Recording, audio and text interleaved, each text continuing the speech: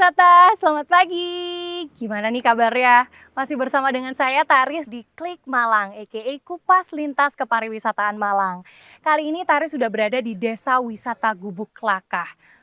Kira-kira kenapa ya kok namanya Gubuk Klakah? Nah, sekarang wilayah desa ini tuh sudah berkembang maju dan pesat, terutama di sektor wisatanya. Kira-kira penasaran nggak sih apa aja sih perkembangannya dan bagaimana kisah sejarahnya? Yuk ikutin Taris!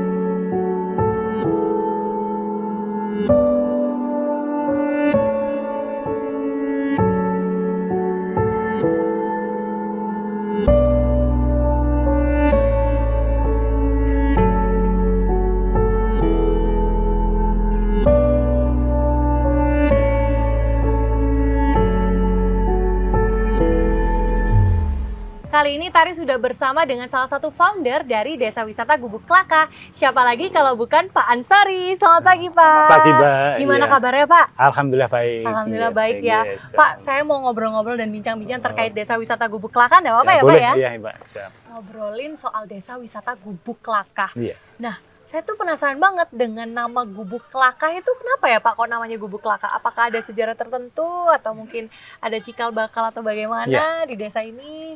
Menurut sejarahnya, sesuai dengan prasasti Pabanolan yang ditemukan di Gubuk Klakah tahun 1421, itu sudah disebutkan bahwa keruntuhan prasasti itu menyebut keruntuhan Mojopahit. Itu sudah berarti sudah ada desa Gubuk Klakah. Dan sejarahnya Gubuk Klakah itu ada dua versi. Jadi konon waktu itu ada yang menyebut Gubuk Klakah berdiri itu berupa bangunan rumah dari gedebok pisang, batang pisang. Ada dua versi itu ya Pak? Ada versi. Yang versi yang lain menyebutkan Gubuk Klakah itu rumah atau gubuk yang atapnya berasal dari klakah atau bambu dibelah. Jadi yang versi kedua ini yang masuk akal gitu. Dan desa ini berdiri sebelum Singosari berdiri. Sebelum ada Singosari. Dari prasasti tadi prasasti ya Pak tadi, sebelum ada Singosari sudah ada, dan ketika masa kejayaan Singosari, desa ini sudah disebut Desa Hila-Hila, kawasan Hila-Hila, yaitu sebuah kawasan yang dihuni oleh para Brahmana yang bebas pajak pada masa kerajaan Singosari. Wow, jadi gitu ya Pak ya sejarahnya ya, ada dua versi, yang satunya tadi Debok itu tadi ya Pak, yang satunya Gubuk Klakah dari yang gitu. Tadi. Dari situ kita bisa mengambil kesimpulan, di sini kan hutan berantara dulu, mana mungkin membuat rumah dari gedebok kan gitu. Jadi versi yang kedua yang dari yang beratapan klakah itu yang lebih masuk akal, lebih bisa diterima oleh masyarakat gitu. Oh, jadi begitu ya Pak. Jadi asal mula nama dari Gubuk Klakah tadi ya Pak. Tapi sekarang saya lihat kan desa ini sudah maju, berkembang pesat, terutama dari sektor wisatanya, sekarang sudah jadi desa wisata. Nah, kira-kira bagaimana ya Pak awal mula terbentuknya Desa Wisata Gubuk Klakah ini? Dengan perjalanan panjang Mbak. Jadi Desa Wisata Gubuk Klakah terbentuk pada tanggal 20 Agustus 2010. Ya, 2010. Jadi ya kami ber-20 saat itu membentuk lembaga desa wisata dengan perjalanan yang tertatih-tatih, kemudian menggandeng semua pihak untuk ikut berperan di sini. Bahkan kami sempat dikatakan sebagai kumpulan orang gila juga. Ya alhamdulillah dengan proses yang panjang kami bisa menikmati hasilnya itu baru 2012. Berproses ya Pak ya? Berproses.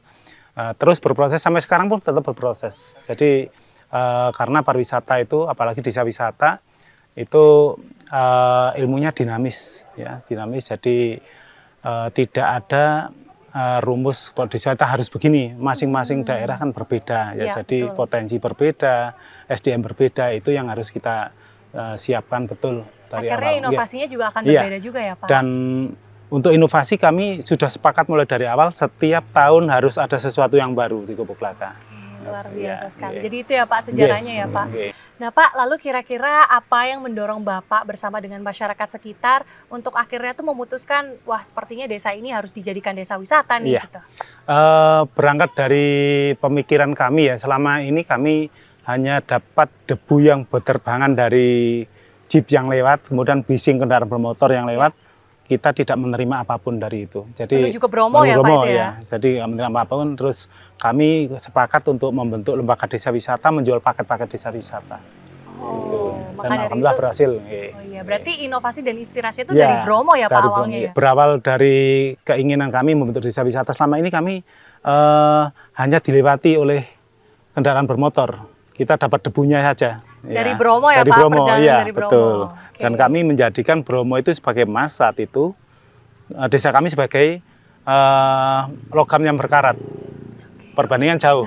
Tapi kami Iya, punya Pak. keyakinan suatu saat, dan target kami tahun 2025, biarkan Bromo tetap emas, tapi desa Gubuk Laka harus jadi platinum. Wah, Itu, luar biasa. ya, itu mimpi kami. Tapi 2015 sudah terbukti semuanya. Tanpa Bromo kami bisa menjual desa Gubuk Laka. Wow, sudah berkembang dengan Iya, baik ya Pak iya. ya.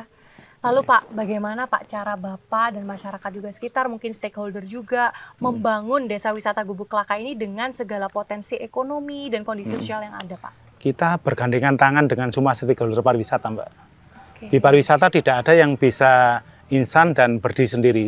Itu kita butuh 5 pilar minimal. Disebut pentahelix. Jadi kita kerjasama dengan pemerintah, kerjasama dengan korporasi atau pihak swasta, kerjasama dengan akademisi, dan kerjasama yang terakhir dengan media sosial, media massa. Oke. Gitu. Berarti media Jadi, sosial itu sebagai strategi Sebagai pemasarannya ya Pak? iya, Oke, ya, seperti itu. Nah Pak, saya lihat di kanan kiri saya itu udah ada atraksi dan amenitas yang mungkin sudah cukup bagus ya Pak. Iya. Nah kira-kira potensi apa aja sih Pak yang bisa kita lihat atau mungkin bisa kita nikmati di desa wisata Gubuk Laka ini? Banyak Mbak yang bisa dinikmati. Jadi mulai dari awal kami berdiri sudah ada air terjun Coban Pelangi. Oke. Terus begitu kami 1 tahun kemudian kami berinovasi mengajak bergandengan tangan dengan pihak perhutani. Ada Coban Trisula dengan Taman Nasional. Terus berikutnya ada rafting dayung. Nah, terus ada tubing. Terus ada maun GSS. Terus berikutnya Lawang Sari, dan yang terakhir yang bisa dinikmati adalah Kampung Kuna DWG itu yang di Tiga Dang itu. Jadinya ya spot-spot itu yang Iya, akan spot-spot. dikembangkan Iya. ya Pak ya? Tidak hanya spot, tapi budaya juga ikut dikembangkan juga. Oke, Ya, kalau jadi boleh tahu budayanya apa Pak? di sini? budaya, kalau kita bicara budaya, ada 7 unsur yang masuk di unsur budaya. Salah satunya mata pencarian. Jadi di mata pencarian kita itu kita bisa menjual atraksi bertani dijadikan paket wisata. Salah satu contoh misalnya wisata edukasi tanaman apel misalnya. Oke. Itu dari mereka diajari mulai dari cara membuat bibit apel, mencangkul tanah, kemudian menanam sampai merawat sampai apel itu berbuah seperti apa. Wow, jadinya Ya. informatif banget Normatif, ya Pak ya. ya. Terus kemudian apel itu jadikan oleh-oleh seperti apa, itu sampai di situ. Itu salah satu contoh budaya di pertanian. Kemudian ada budaya di kesenian. Ya, kita menghidupkan kembali tarian khas Gubuk Laka yang sudah hilang 30 tahun. Sudah mati 30 tahun, kita hidupkan lagi di wayang topengnya. Oke, Ya. keren banget ya Pak. Jadi Iya, nggak hanya alhamdulillah. seni, Seni. budaya Iya. juga, terus Termasuk atraksinya juga ya Pak atraksi ya? ya itu. Oke. Nah Pak, tadi kan kita ngobrolin soal paket-paket wisata ya. Iya, siap. Kira-kira gimana sih Pak strategi pengelolaannya dari desa wisata Gubuk Laka ini? Oke, untuk strategi pengelolaannya kami dari lembaga sendiri, dari Pak Darwis itu mengelola desa bekerja sama dengan semua stakeholder yang berkepentingan di pariwisata. Jadi kami tidak harus membuat tempat wisata sendiri, tapi kami bergandengan tangan dengan siapapun yang mau membangun pariwisata di Gubuk Laka. Salah satu contoh Coban Pelangi itu milik perhutani. Ya, kita beli tiketnya, kita jual paket, kita jadikan satu membuat paket wisata. Ya, jadi untuk penjualan paket wisata di Gubuk Laka itu ada sekitar 18 paket edukasi wisata. Wow. Kemudian ada 6 paket wisata alam. Ya, itu kita gabung, jadi terus ada pariwisata sesuai dengan paket wisata sesuai dengan permintaan calon wisatawan. Minta apapun kami siapkan di sini. Okay. Baik, jadi selain masyarakat, terus juga teman-teman Pok Darwis, kira-kira apakah ada stakeholder lain Pak? Ada, jadi itu tadi yang awal tadi kami sebut, kita bersama dengan Pentahelix. Oke. Semua bisa dilibatkan, termasuk di sektor korporasi, sektor swasta ini kita bergandengan tangan dengan Biro Perjalanan untuk memasarkan pariwisata kita, kemudian bergandengan tangan dengan tempat wisata lain. Jadi paket kita tidak hanya di Gubuk Laka, tapi juga ke desa wisata yang lain. Gitu. Oke, luar biasa. Nah, itu tadi Sobat Wisata, seru banget berbincang-bincang dengan Pak Ansori. Terima kasih banyak Sama-sama, Pak atas Mbak. waktunya. Terima kasih. Nah, kayaknya tuh nggak afdol ya kalau misalnya kita itu tidak melihat langsung spot-spot wisatanya. Mungkin tadi saya kepo dengan yang tadi katanya ada kampung kuno ya Pak ya? Iya, siap. Mungkin kita bisa langsung ke sana ya Boleh. Pak ya? Boleh, silakan Mbak. Yuk Sobat Wisata.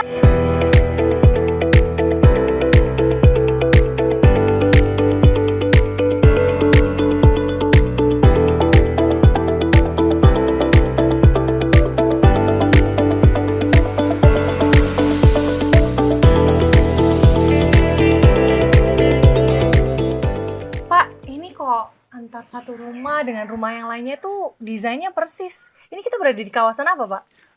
Ini ada di kawasan Kampung Kuna, Desa Wisata Gubuk Lakah, Mbak. Jadi bukan sama tapi mirip-mirip gitu ya. Iya, mirip-mirip, Pak. Iya. Memang dalam 3 gang ini dibuat semirip mungkin antara homestay dan koridor, Mbak. Oke, tujuannya Pak? Kalau boleh tahu? Tujuannya untuk menyeragamkan biar bisa menjadi destinasi baru. Sehingga bisa menjadi daya tarik tersendiri untuk dikunjungi wisatawan. Dan pastinya juga di setiap rumahnya juga diberi plang gitu ya Pak? Iya, diberi plang ini khusus yang punya usaha Mbak. Jadi sebenarnya yang dapat bantuan untuk usaha itu kan homestay. Tapi yang tidak dapat bantuan homestay kita upayakan untuk membuat usaha baru. Swadaya ini usahanya ada yang jual bunga, ada yang kuliner nantinya, terus ada yang jual oleh-oleh. Itu setelah di launching nanti, insya Allah awal Juli nanti kita launching. Oke, luar biasa, unik banget ya Pak ya untuk desainnya ya. Siap. Pak, sebenarnya Kampung Kuna ini terinspirasi dari mana sih? Kami nggak terinspirasi dari mana-mana Mbak. Jadi kami ini sebagai bentuk inovasi yang kami lakukan dari Pak Darwis, sehingga setiap tahunnya harus ada sesuatu yang baru yang kami ciptakan. Oke, berarti ini murni ya dari pemikiran masyarakat sekitar ya? Iya, pemikiran masyarakat untuk mewujudkan kampung ini kampung yang asri, kampung yang beda dengan kampung yang lain. Gitu. Dan pastinya tujuannya untuk mensejahterakan masyarakat sekitar ya Pak? Betul, tujuannya Mbak. Ya, jadi di kampung ini ada yang jualan bunga, ada yang depan itu jualan sayur juga. Jadi kita kembangkan ekonomi yang tumbuh di kampung ini, 3 gang ini. Kalau untuk profitnya berarti memang profitnya untuk masyarakat juga? Untuk masyarakat. Pak Ansori, saya tuh sebenarnya penasaran banget loh Pak. Kira-kira di Desa Wisata Gubuk Lakah ini apa aja sih yang bisa kita ekspor Pak? Banyak Mbak, jadi ada di wisata alamnya, salah satu contoh ada Coban Pelangi, kemudian ada kuliner. Ada kulinernya itu di GSS, kemudian ada wisata budaya, wayang topeng. Ya, jadi ada wisata buatan juga di Tubing. Jadi banyak di Gubuk Lakah tempat wisata. Banyak banget ya Pak. Saya jadi penasaran deh. Kalau berwisata tidak cukup 3 hari nanti Pak. Aduh, iya ya. Makanya saya harus eksplor nih kayaknya siap, Pak. Mbak. Boleh ya saya eksplor ya? Boleh. Nanti bersama dengan Pak Ansori ya? Tidak Mbak, dengan tim saya, dengan pemandu saya Mas Heri, kenalkan. Halo Mas Heri. Halo, selamat pagi. Saya Tari. Oh Mbak Tari, iya. Sekali. Nanti mau nemenin saya jalan-jalan ya Pak? Boleh Kak, kita temani keliling desa saya, ada sedikit cerita dan yang lainnya. Seperti itu sih kronologinya. Oke, udah Pak, langsung siap. aja ya saya eksplor nih. Silakan Mbak. Ya, siap. saya pamit dulu Oke, ya. siap. Mbak Tari. Monggo.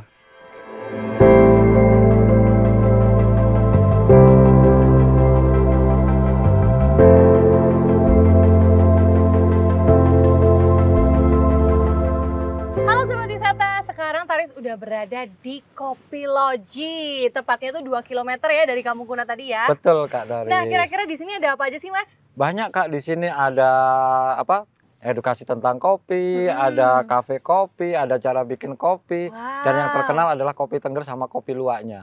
Kalau Kak Taris terkenal kopi luwak itu mahal, kita coba di sini. Harganya sangat-sangat terjangkau. Oke, langsung aja kita coba ya, nggak Boleh usah lama-lama Kakak. ya. Yuk Sobat Wisata. Yuk. Nah Sobat Wisata, sekarang aku tuh udah ada di salah satu pohon kopi. Cuman aku tuh nggak tahu ini tuh jenis kopinya apa ya. Mending kita langsung tanya aja, Mas ini jenis apa? Ayo. Untuk jenisnya, kopi yang ada di dataran tinggi Tengger itu semua jenisnya Arabica. Karena memang ketinggian di sini itu antara 1.100 sampai 1.400. Kalau untuk kopi jenis yang lainnya kurang produktif kalau yang ada di sini. Gitu. Jadi yang menjadi unggulan adalah kopi Arabicanya Arabica. Ya. Dan pastinya dari pohon kopi ini akhirnya diproduksi ke kopi yang tadi ya? Iya, betul. Proses lagi. Nah, tadi kan saya bilang kopi yang sama kulitnya ya. Nah, ini biasanya kan kalau yang di mayoritas itu diolahnya kan tanpa kulit. Kalau di sini itu pengolahannya ya yang merah ini petiknya juga ada yang hijau, yang kuning. Nanti kita padukan. Nah, itu kita olah bersama kulitnya. Jadi cita rasanya memang berbeda dari kopi yang lain. Wow, jadi itu tuh sobat wisata asal muasal dari kopi Loji tadi, khususnya di kopi khas Tengger tadi ya. Iya, betul. Oke.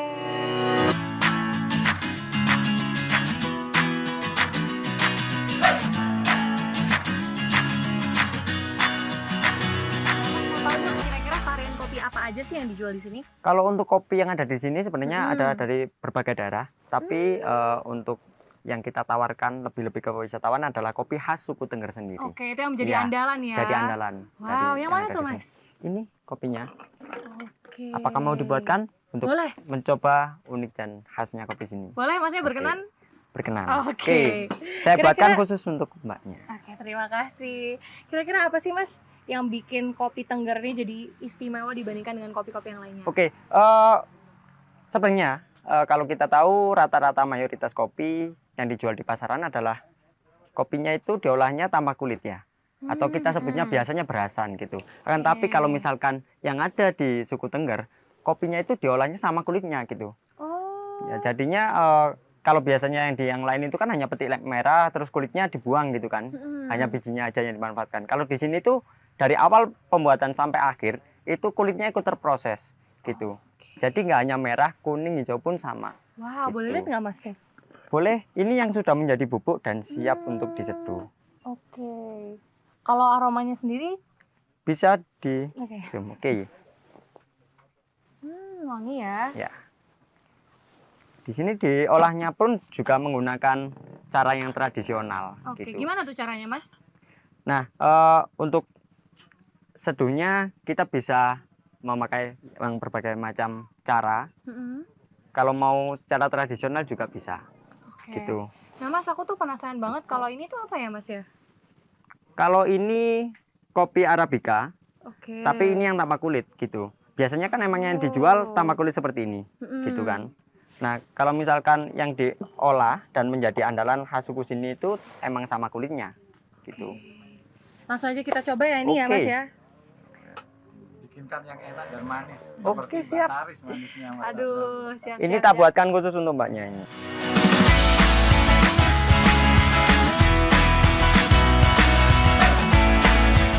Wah, seger banget, seger Gimana? banget. Enak banget ya. Enak banget juga, terus pas gitu loh kopinya.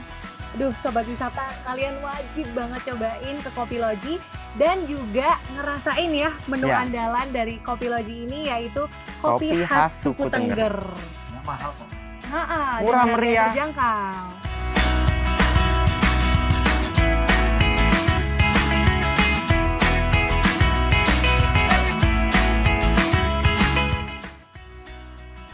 Sobat wisata, gimana? Seru banget gak sih? Aduh, hari ini tuh hari yang melelahkan ya, tapi tetap seru karena tadi kita udah ngelihat amenitas, atraksi juga dari Desa Wisata Gubuk Laka ini dan juga ngobrol-ngobrol dengan Pak Ansori selaku foundernya. Nah, Sobat Wisata jangan lupa untuk pantengin terus untuk Klik Malang episode selanjutnya, aka Kupas Lintas Kepariwisataan Malang. Sampai jumpa!